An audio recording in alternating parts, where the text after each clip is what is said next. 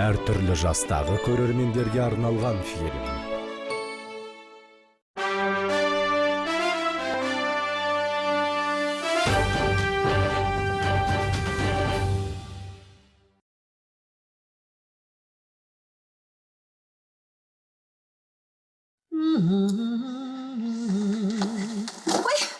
Мам? Kızım ağam bolsup жүр. Мен кешігіп бара жатырмын, ренжімеңізші. Өлі шыттай болып қайда келіп ағансың? Қыздармен кездесуге. Демалыс қой. Қандай қыздар ол? Көйлектің мынадан да қысқасы табылмады ма? Ерінің де қып-қызыл ғой. Кім үшін сыланып ағансың? Сіздің балаңыз үшін басқа кім болушы еді. Назарын ұстап, көңілін аулап дегендей. Ол саған онсыз да үйленіп алған жоқ па? Енді қартайғанша жаман халат киіп алып жүрмейтін шығармын. Несі бар? Жүргіз ғой, ештеңесі жоқ. Өлі, қараши. Тізесін жалтыратыпты ғой. Қай бетім чымчиды. Аяғым қисық емес, ұялатын ештеңесі жоқ.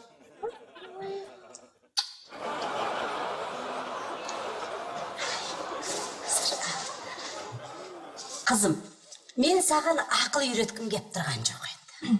Бірақ Ерболжан қарапайым, сыпайы қыздарды ылғи жақсы көреді. Біреу ауылдан көріп қалса, өлі, мынау жаман қыз екен деп ойлап қалады ғой. Жаман несі бар? Жалаңаш жүрген біреу бар ма? Жас қой қазір. Ой, маған, өлі, мына бұл көйлегіңнің бар не, жоқ не, жалаңаш жүргенмен бірдей ғой қызым, ала. Аяғыңда, кеудеңде ашық-шашық болмайды енді қыз. Мам, тағы бастадыңыз ба? Біз ауылда тұрып жатқан жоқпыз. Қазір 21-ші ғасыр. Көрерміз. Осы тұрмышын күйең сені үйден де қуып шығуы мүмкін. Бар, масқара бол. Болшы тез-тез. Өй, болшы тез-тез.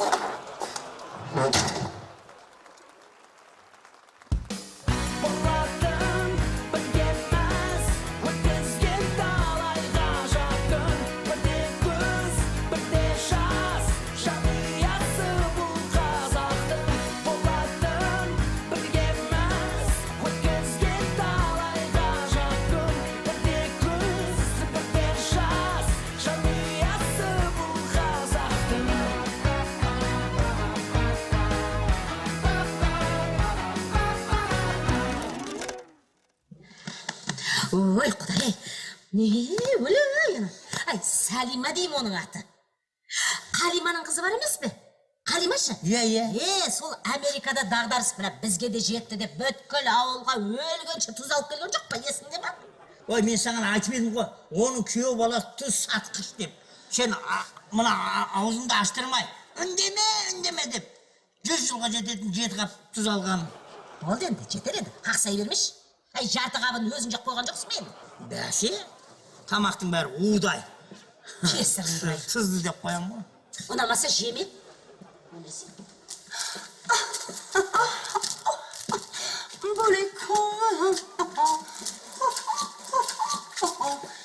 Сәнденіп киіп алыпсыздар.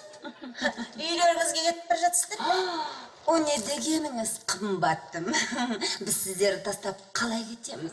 Иә, ішіміз пісіп өлерміз, сіздерсіз.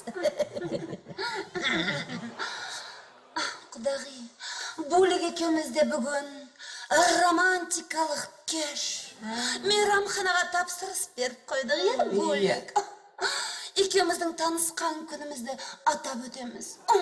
Бөлік, екеуміздің бірге болғанымызға қанша жыл болды? Ол кезде біз 23 дедік. Ал қазір жастың нешеде біз? Қоя берші. Сонымен, бүгін бізде романтикалық кеш. Оңаша екеуміз ғана. Кеттік, Бөлік.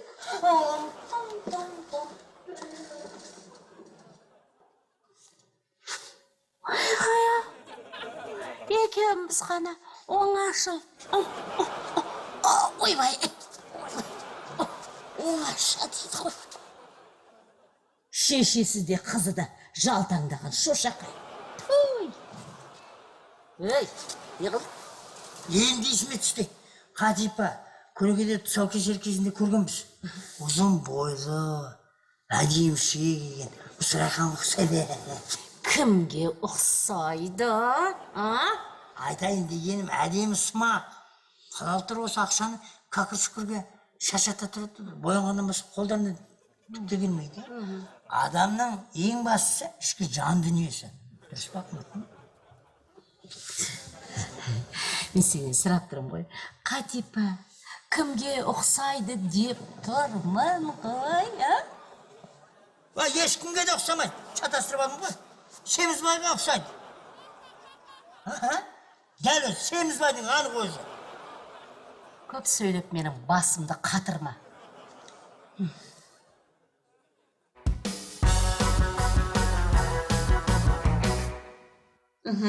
Некеңіз? Қалампыр тәте. Сәлеметсің бе? Маған мына тәтті тоқаштардан бересіз бе? Мамаға. Қай мамаға? Сәбі сен басқа ештеңе жемеші еді ғой? Ол басқасына. Көңілін аулап, майландырайын дегенім ғой өзімше. Дұрыс. Иә, бұл жол не болды? Бәрі сол баяғыдай. Не тамақ істегенім, не кір жуған, не үй жуған. Ештеңе ұнамайды ғой. Енді келген киіме тиісе бастайды. Ұятсыз әйелдерге ұқсайсың дейді. Есетке үзілес. Бағанадан бері тұрып едік. Маған сауда палатасынан жаңа ғана қоңырау соқты. Мен арыз жазамын. Содан айттыңызшы осы сіздің денеңіз. Қалай киіну керек екені туралы ақыл үйреткен. О, менің қай енемнің айтқанына байланысты. Біріншісі үндемейтін. Ал үшіншісі көкесін көрсететін. Кеуден неге ашы? Өкшең неге биік? Көзіңді неге бояйсың? Менікі де дәл солай. Ақыл айтудан шаршамайды ғой. Мен не істеймін? Дорбаның ішіне кіріп алам ба? Арбаш? Қане? Сөзінің жаны бар. Не істеймін? Сен былай істе. Оның сыйлаған киім-кешектері бар ма? Бір-екеу табылар. Сұр жаман, халат. Күйсеңіз адам шошиды. Соғай. Маған да базардан неше түрлі бәлені алып келетін. Содан мен бір күні қайрамда асырдым. Алып келген киім-кешектерінің бәрін үстіме іліп алдым да, бір апта бойы көз алдымда көлбен жүріп алдым. Құлығы неде?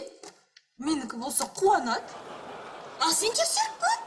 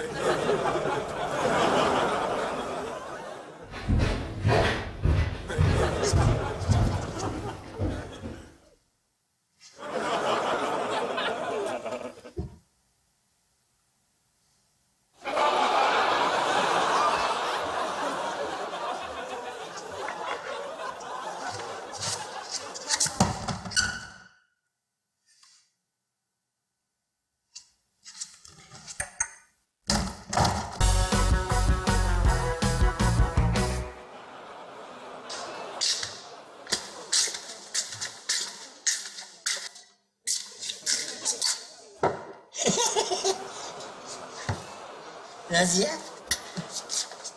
Не болсаң? Дүниедегі ең сұлуысың сен. Жарайды. Сен сияқты ешкімнің қолынан келмейді тамақ пісіріп. Ана балаң да келді. Кездесуінен. Қабылдама қойды әрине. көргенсіздер. Сәлеметсіздер ме? Апам. Апама не болды? Ауырып қалған ба? Ауырып қалғаным жақсы еді ғой. Әкем көп ұзамай жас әйел алатын шығар, үй алмай. Апам айтып еді, тракторшыға тиме деп. Олардың бәрі қыдырады, жылап жүресің деп еді. Айтқанын тыңдамай қойды. Осылай болатынын білмедім. Неге ашуланасың? Не істеп қойдың мен? Жастық шағымды, сұлулығымды жем қылып. Міне, рахмет соның.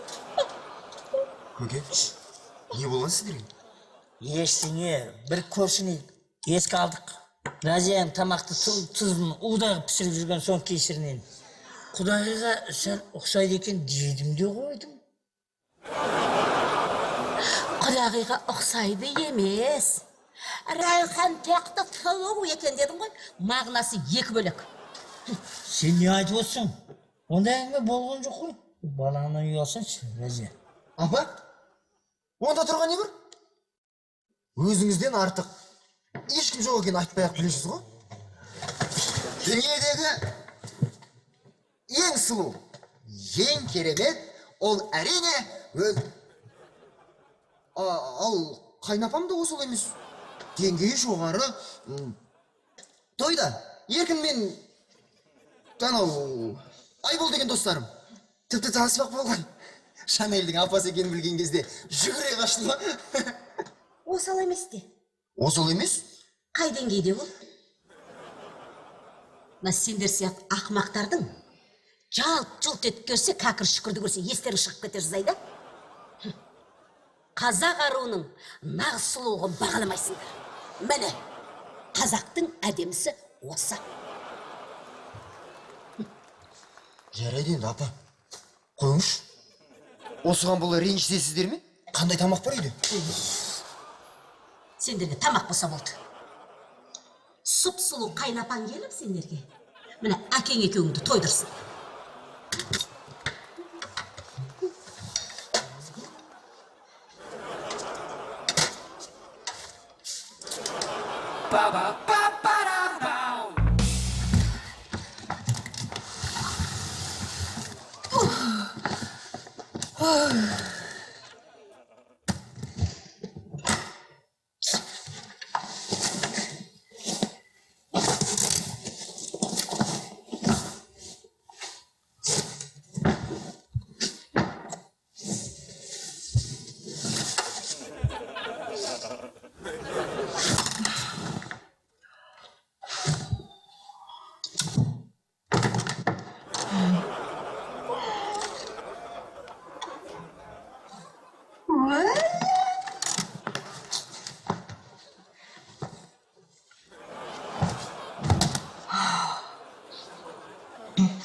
Қарапайым дейсіз бе? Көрсетейін анда.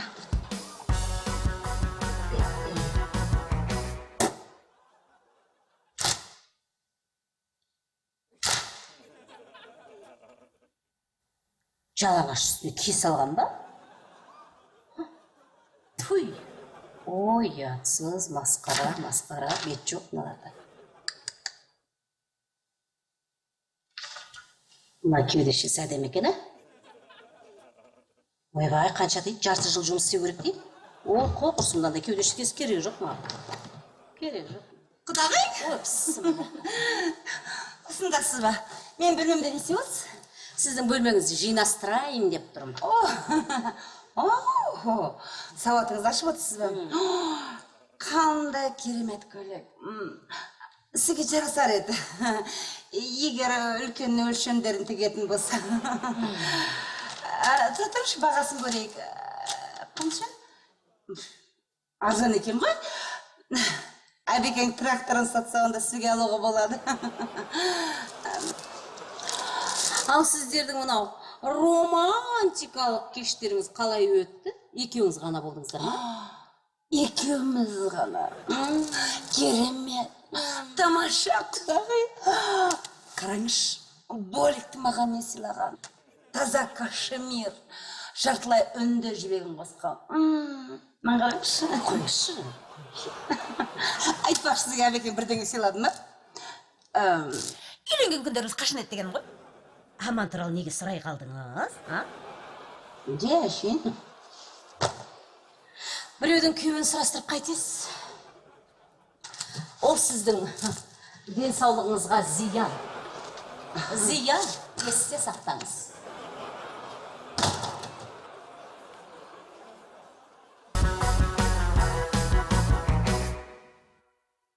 Я құда, тұрып алдым ғой. Егер маған мына орамалды әпермесең, осы жерден бір қадам аттамаймын деп, я? Сесе не дейді? Енді жан тәтті ғой. Үйленген күнімізді келесі жылда аман есен атап өткісі келген ғой. Я бөлек.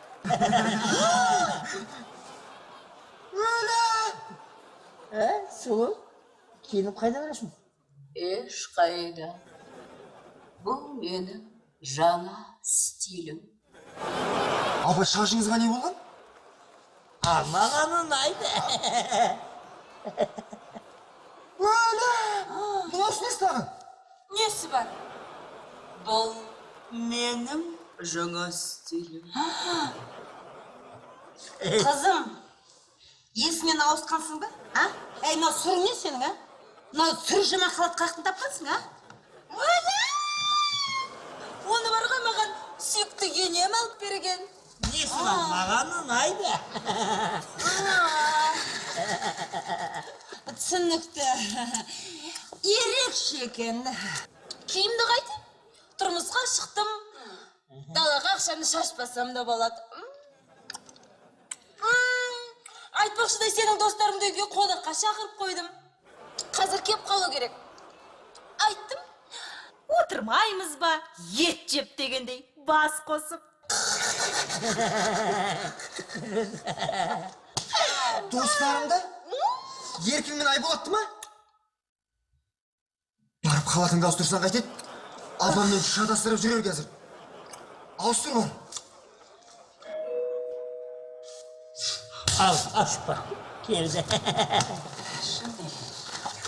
Мен қазір бояуымды дұрыстап алайын.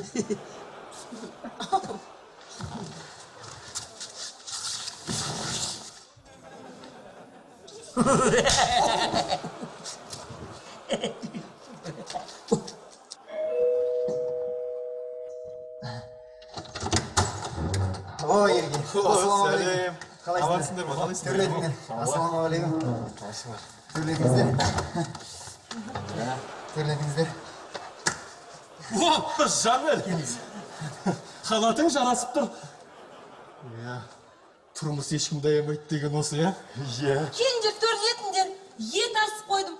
Ой, кір түктелмепті ғой. Үй шаруасы бастан асып жатыр. Кір жуу, киім үтіктеу, мен алдымен сыпырып алайын, я? Сендер келіңдер, төрлетіңдер.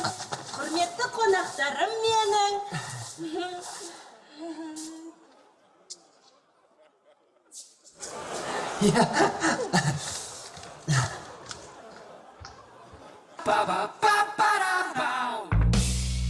Саламатсыздар ма? Ассалаумағалейкум. Уалейкумассалам. Кел. Қайырлы күн. Жауырлатыңдар, Райхан тәте, сізді көргенімізге өте қуаныштымыз. Сіз әдеттегідей өте әдемі екенсіз. Бүгін өзгеше сұлу екенсіз. Рахмет. Келіңдер, отырсыңдар. Отырыңдар, я.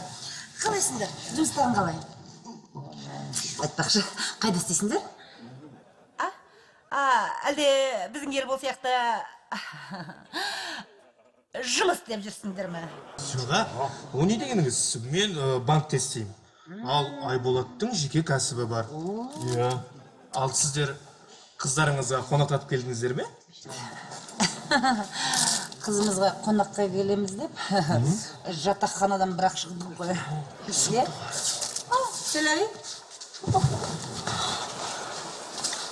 Дастарханға шақырмаған әнес. Бұл үйдің әйелдерінің сөзден басқа білері шақ. Қолдарың шындар, дастарханға барыңдар. Саламатсыз бар әдет әте. Стиліңіз енді өзгеше екен енді. Біздің құдағиымыз бүгін тура қыздай. Әлемдік сән үлгісінің алыс ауылдарға жеткеніне бізде өте ризамыз. Тек жаңғырықтарының ғана. Не ол сән деген? Басыңа орамалды киіп алып, жұрттың көңінің алдында түштаңдайсың деп. Сән деген сол емес пе? Жігіттер, біз бүгін сән мен стиль жөнінде пікірталас өткізгенбіз. Содан осындай апам сәл...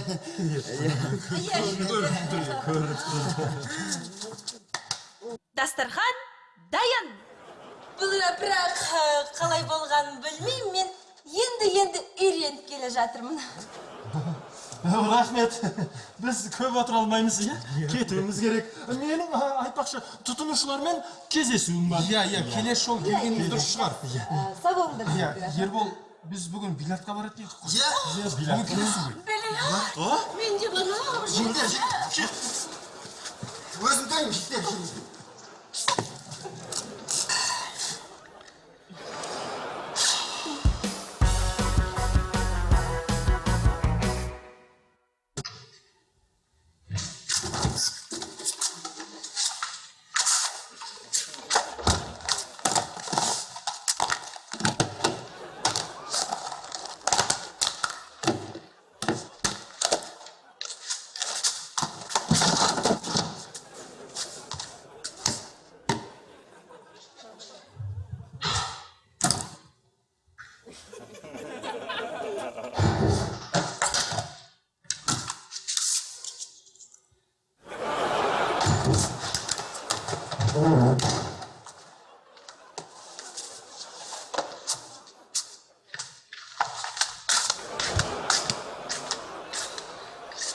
Мынау не масқара? Жалғаннан керегі тез таппай қалдым достарымның алдында. Менен сұрап қоймайды. Мына байқұсқа не істеп жүрсің? Түрін қарашы. Не болып тұрмын? Сенің апаң айтқан ақылын тыңдадым. Қалжыңдамыш? Рас айтам. Разия тәте мені ұятсыз әйелдерге ұқсайсың деді. Ақыры Ерболға тұрмысқа шыққан екенсің. Көп әуреленбек қой деді. Мен тек сен үшін боянып, киініп жүрсем, енді ондай қажеттілік жоқ екен. Бәрібір ешқайда кетпейсің. Енді менің жаңа стилім осы. Сандырақтамыш? Келін үшін қайнапасының айтқаны заң. Мен енді бәрін түсіндім. Маникюр, киім кешек, бояну, бұның бәрі өтірік жалған нәрсе. Үй шаруасын бітіріп, күйеуіңе жағу. Міне, әрбір қазақ келіннің өмірінің мағынасы, міндеті. Доғар енді, керегіңді айт. Маған не керек? Не ерімді өзім білем. Сенің апаң маған ақыл үйретпей қойсын. Тамақ істе, үй жина, кір жу десе мейлі, бірақ менің сырт келбетінде шаруасы болмасын. Менің осындай қорқынышты болмасын десең бар, апаңа айт. Сосын не? Ажырасатынымыз туралы айтайықшы. Құшақтама. Жарайды. Болған ба шын? Түсіндім. Айтпақшы, мына қаладың әдемі? Саған жарасып тұр. Ауылбай.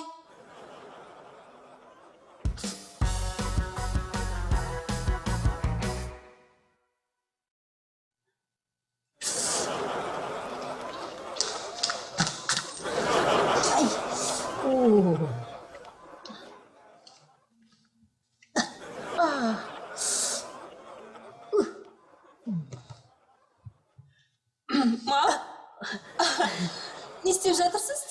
Бәрі дұрыс па? Өзіңді өзің күту керек екен, қызым. Қарашы, мына қандай әдемі қасы. Маған осылай қылып жұлып бере қойшы, қызым, келе ғой.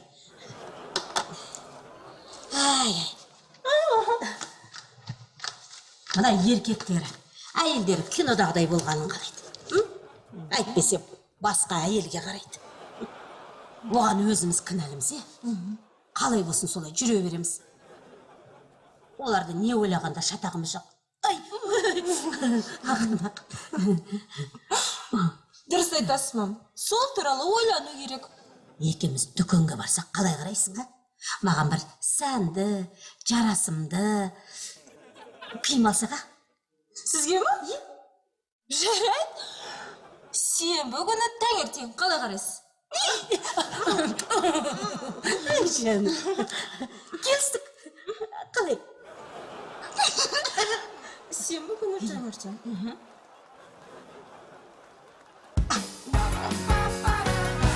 Айтып тұрмын ғой ол емес деп. Саламатинадегі профессордың лекциясы болған. Булик, сен алжып барасың. Ол Абдужапарованың лекциясы болатын. Жоқ, ол емес. Есіңе түсірші.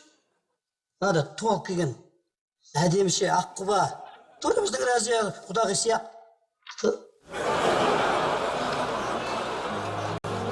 Булик, не дедің?